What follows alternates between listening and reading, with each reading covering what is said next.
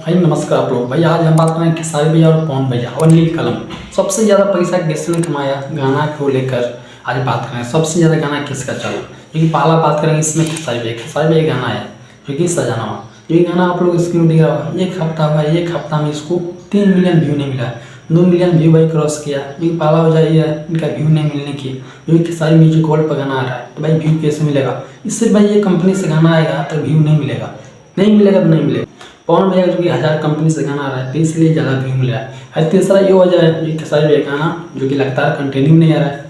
ये गाना एक हफ्ता हो गया, एक हफ्ता में गाना एक भी नहीं आया तो गाना कैसे व्यू कैसे भाई मिलेगा। भाई पवन भैया का आप लोग गाना इसमें दिखा जो मैं हारू मिला, जो कि इस गाना को 5 दिन हुआ, 5 दिन में 6 मिलियन व्यू भाई क्रॉस कर दिया।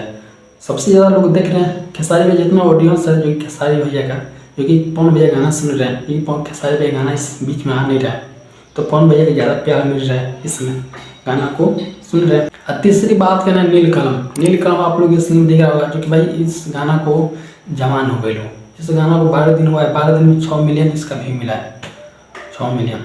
सबसे ज़्यादा इनको जो कि इसमें ऑडियंस काफ़ी प्यार कर रहे हैं कि गाना काफ़ी चल भी रहा है, जो कि लगन में या कोई भी गाना चल रहा है। नील कलम इनका ये गाना है जो 1 महीना हुआ है, पगली दिखावे अगरबत्ती 60 मिलियन व्यू मिला है, 60 मिलियन, जो कि आप लोग को स्क्रीन दिखा। 1 महीना हुआ है, 1 महीने में 60 मिलियन व्यू मिलना सबकी बस की बात नहीं। जो कि पवन भैया का ऐसा कोई भी गाना नहीं है जो कि 60 मिलियन व्यू मिला है, या खेसारी भैया का।